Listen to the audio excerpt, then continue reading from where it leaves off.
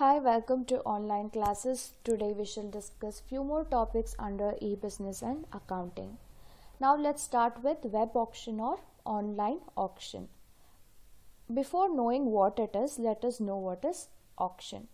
Auction is nothing but a buying and selling procedure done through bidding. What is bidding? Suppose if you are a seller and there are many buyers, and this each buyer will quote a price. That quoting of price is known as bidding. And if this procedure is done through internet, then it is called as online auction or web auction.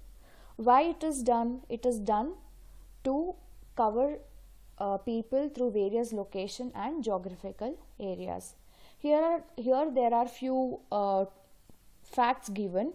So before web auction or online auction started, NCSA Mosaic started text-based news groups and email discussion list so that they can bid through text-based news groups.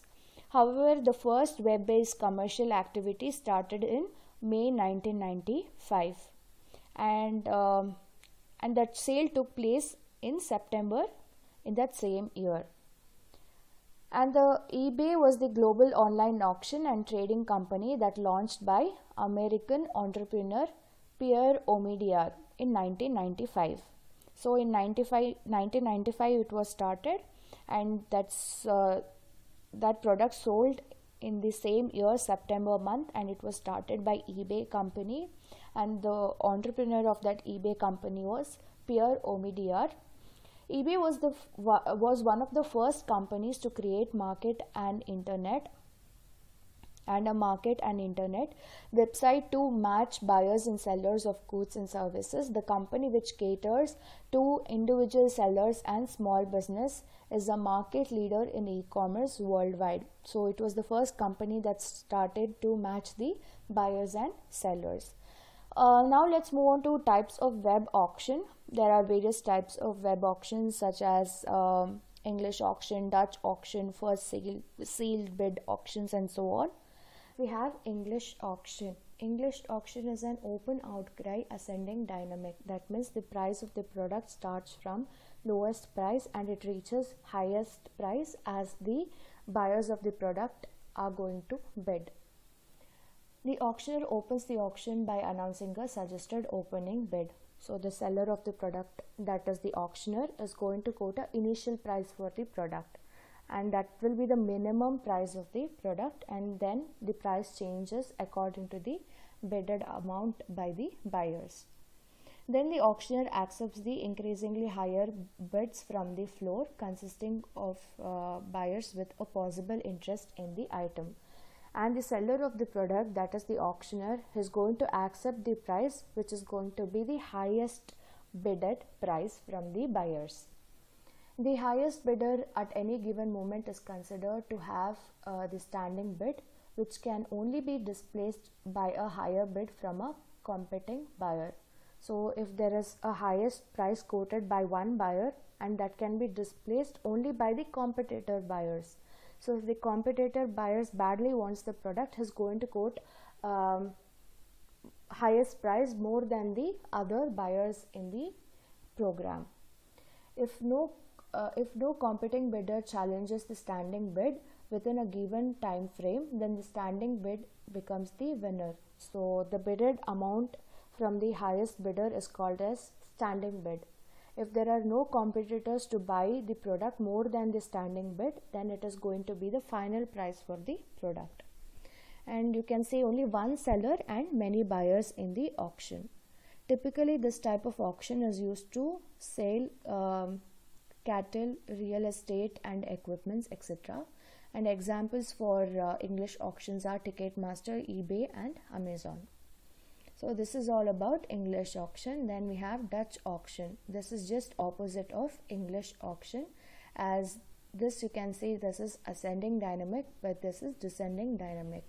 And the price is going to start with highest price, and the price goes on decreasing as there are no buyers for the product.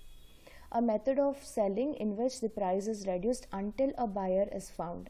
Suppose if a product is sold at 10,000, that is the initial price quoted by the auctioneer, and if no one is coming forward to buy the product, then the auctioneer is going to reduce the price till he finds a buyer for the product.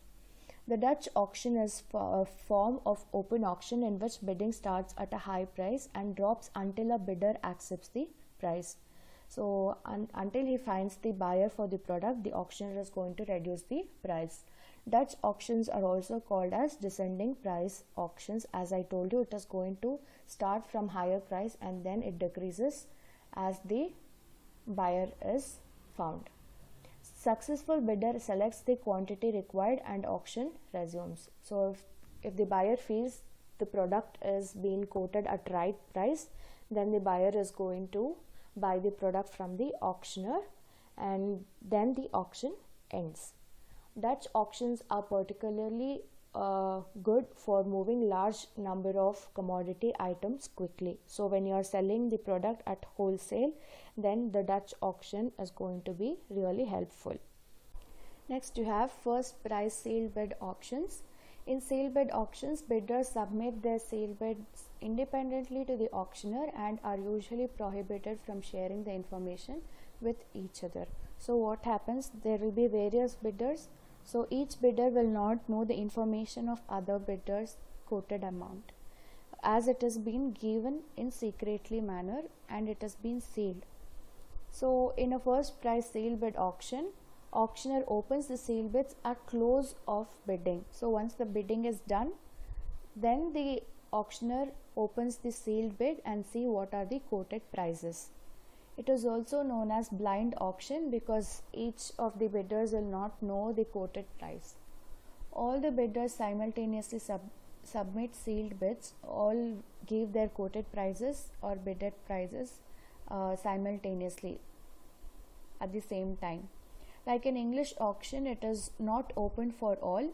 So it is not open for all. It is secret bidding process. So once the auction is done, then the auctioneer is going to open the sealed bid options and see the highest one, and then he is going to give the product to the highest bidder.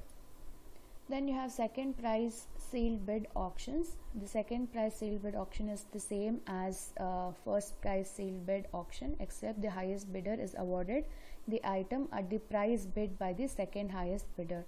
So this is also going to be a blind auction. So each bidder will not know the amount quoted by the other bidder. But what happens?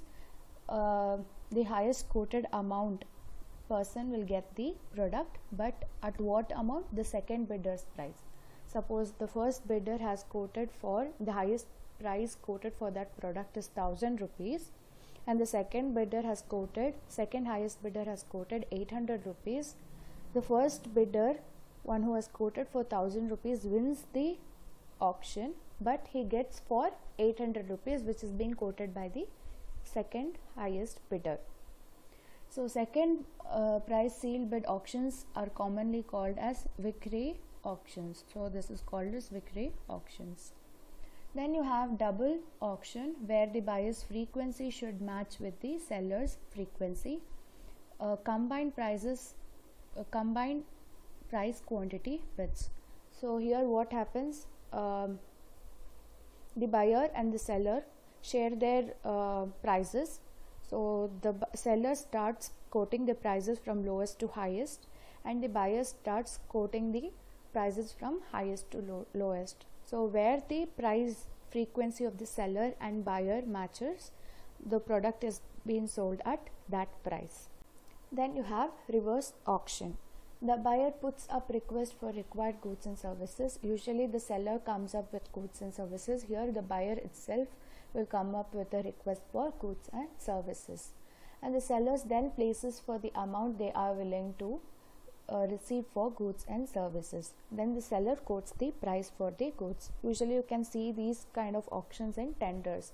Usually when government call for tenders for road, there are various builders who come up with the quote of prices, and the government selects the best price quoted with better quality. Then you have reverse auction gained popularity of recent days that is introduction of internet, reverse auction works only in such situation where there are many sellers who is offering similar type of goods and services. So when there are many sellers and few buyers, such situation occurs where reverse auction is a click. Then you have shill building. Shill building is where sellers use membership of people they know. So they give membership to people who wants to take part in the bidding procedure, or fake membership they have created. So among other bidders, they create fake memberships also to put false bids on the auction in an attempt to bid up the price of the goods they are selling. So in order to increase the price of the bid, they are going to add few fake memberships also. This is an unlawful action. In case if bid is unsuccessful, the item owner needs to pay the auction fees. Suppose if it is unlawful, then the item owner will pay the auction fees. So this is all about auctions, web auctions. Next you have virtual community. A virtual community is a community of people who shares their common interest, ideas and feelings over the internet or other collaborative networks. So when you share your ideas or interest or knowledge over the internet with group of common people who have the same interest and ideas, then it is called as a virtual community. And there is no geographical or political boundaries. As it is virtual, people from other countries can also share their interest and ideas and feelings and their information on the internet without any restriction. Then there are few advantages given here. First advantage is the technology has the power to bring enormous leverage to ordinary people. So even ordinary people can access internet and raise their voice and opinions, interests and ideas over the internet, provided they should have internet connection and other system which support the internet. Then you have provides a forum for people to discuss topics of interest. So there is a platform, virtual platform given to people where they can share their interest and ideas and develop the skills and ideas and knowledge accordingly by sharing it on the internet. So one of the main factors to the rapid development of virtual communities through social media is because the concept on common topics of interest that people can freely talk about and widely discuss through the virtual communities using social media. So suppose if you have Facebook, you can post about your travel stories, and you can influence people by blogging on something, maybe on cooking or on traveling. So you can create your own blog and influence other people. Then you have allows participation at the convenience of the participant. So you can access internet from wherever you want. So you can communicate with people from wherever you are. Allows the participation at the convenience of the participant. Since the internet technology has been developed, it has mobility characteristic, has encouraged people to build virtual communities at their own convenience whenever, wherever. So from wherever you are, you can share your information and ideas. Then text based, it is just not about oral communication, it is also about verbal communication. You might not be a good narrator or orator. If you are a good writer also, you can share your ideas and post them on the social media. Then you have allows participation by many different people from different places. As I said you earlier, there is no geographical boundaries. So people across the world can share their interest and ideas and knowledge, and people also can gain the information from people who know more. So from knowledgeable people in different countries, you can learn many things. Suppose if you want to learn guitar from one of the best player of guitars in the world, and if he provides you virtual classes, you can subscribe to his channel or subscribe to his program and start learning through virtual communities. Next, you have disadvantages. It requires knowledge of reading and writing and typing. Yes, basic knowledge of communication is required. So without it, you will not be able to use virtual communities. And network access can be a problem. So without internet, you will not be able to use virtual communities. So that is the major factor that has been required for virtual communities. Then possibility of losing touch with reality. So if you go to functions, you can find many people spending time on their phone or WhatsApp. Rather, talking to people is very difficult. So they don't like talking to people in real, but they like chatting with them on WhatsApp or other social media. So things are changing. They don't like reality, but they like virtual communities. Next, you have types of virtual communities. Under that, we have internet message boards. So in this internet message boards, you can share your ideas and thoughts, and users may choose which thread or board of discussion they would like to read or contribute to. So there will be different discussion boards where you can contribute to. For example, if you are interested in traveling, cooking, so you will add your post to particular discussion group. Unlike in spoken conversation, message boards do not usually have instantaneous response. So if you have asked some question in the discussion groups, you will not get immediate answers. So you have to wait for the answers. And if you have posted any question, then you have to get into the websites often and see whether you have got the answers for your question or not. Anyone can register to participate in an online message board. So if you want to add into the discussion, then you have to register yourself in the group. The best example that I can give you is Quora.com. In Quora.com, you can ask questions regarding any topic, but you will get answers after a while. So whenever relevant people get into the website, they will look at your question and they answer to your question or share their opinion about the same topic. Then you have online chat rooms. It is quite similar to your internet message boards. Here also you share your opinion, ideas and interest. The different thing is that in internet message board you will not get immediate response, but here you will get immediate response. You are going to share your opinion or views with the person who is online. So if he is available, only then you are going to ask him the question. So the development of online chat rooms allowed people to talk to whoever was online at the same time they were. This way message was sent and online users could immediately respond.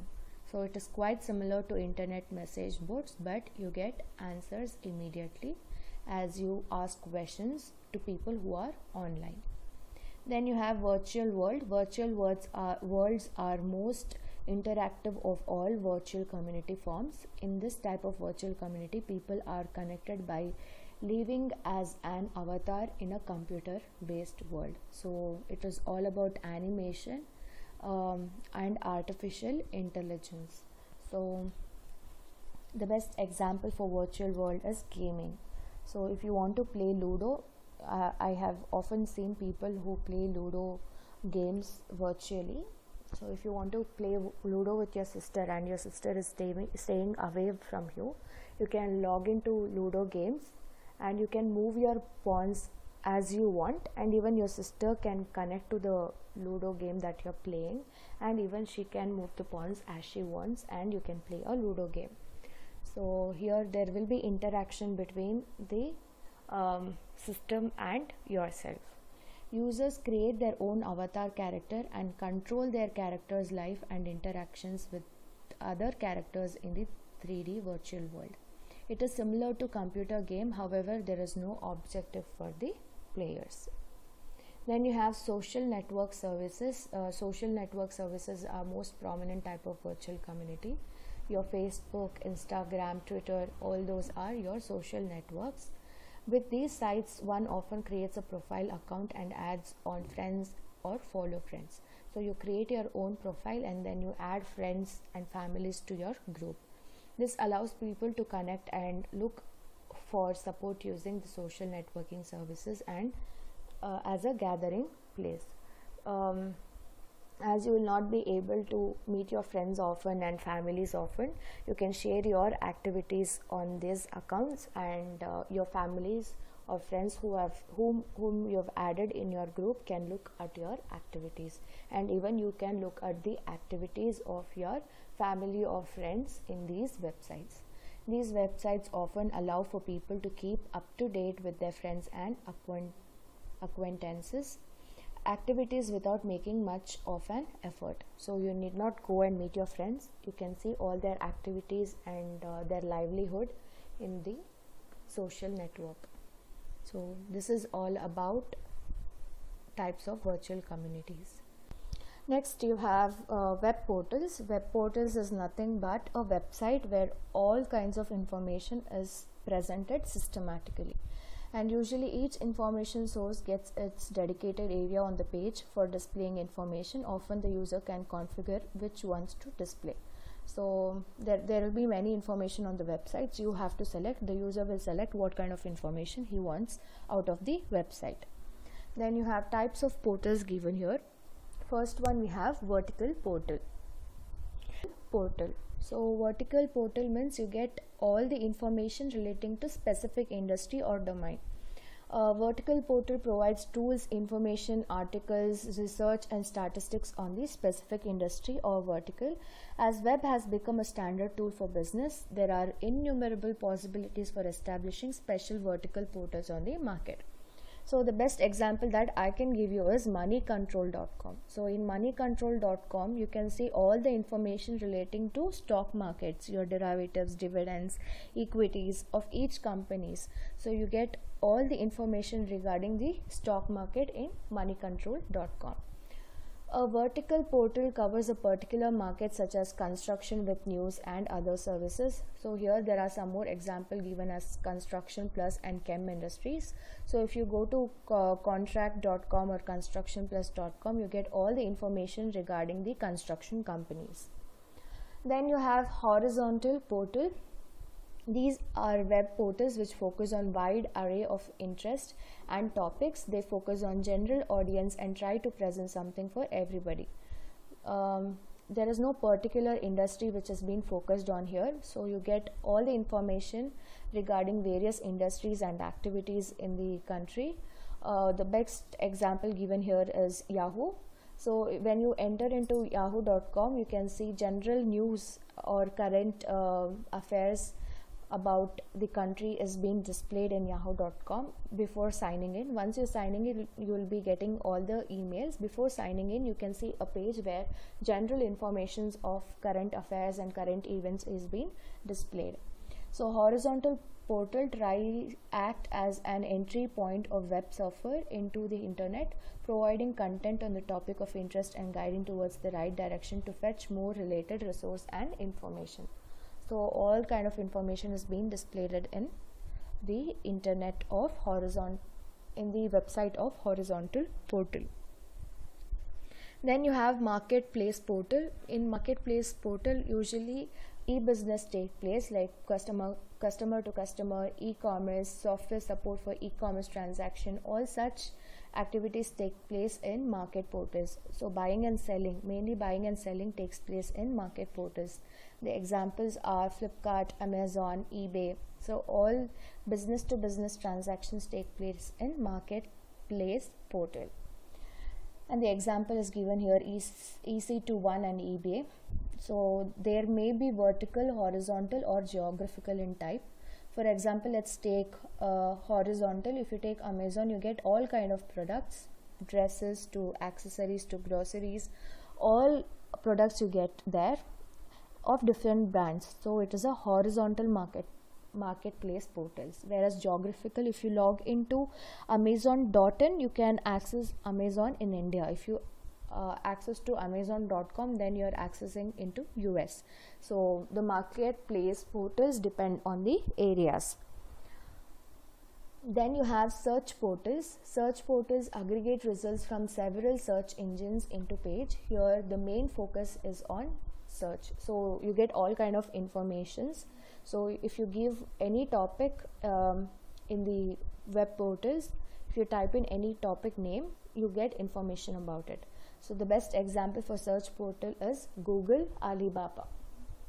Then you have knowledge portal. So anything related to knowledge, if it is displayed in the web portal, then it is called as knowledge portal. The best example for knowledge portal is CA websites, where you get all information regarding CA and about the course materials and registration. Everything is being done in the knowledge portal. Then you have corporate portals. So this is particularly used by corporate authorities, where they display about their company's information, their shareholders and their functionality in the company. Everything is being displayed here, and it becomes hottest new technology of the intranet. Initially it was known as intranet portal. So initially it was only accessible to the company people, whereas now anyone can access. If it is a public company or MNC company, anyone can access to their corporate portal and get the information about the company. It exists for benefit of the company, employees, and stakeholders of the company, as the stakeholders can log into the company's website and know their function and their balance sheet. All the information they can get through their company website. It aims at virtual workplace, each individual using them, such as executives, employees, suppliers, customers, third party and service providers. So all the users of business can use the virtual portal. Suppose let's take suppliers. So suppliers can get the information about the credibility of the company through their corporate portal, and they can supply the goods to the business. So this is all about web portals.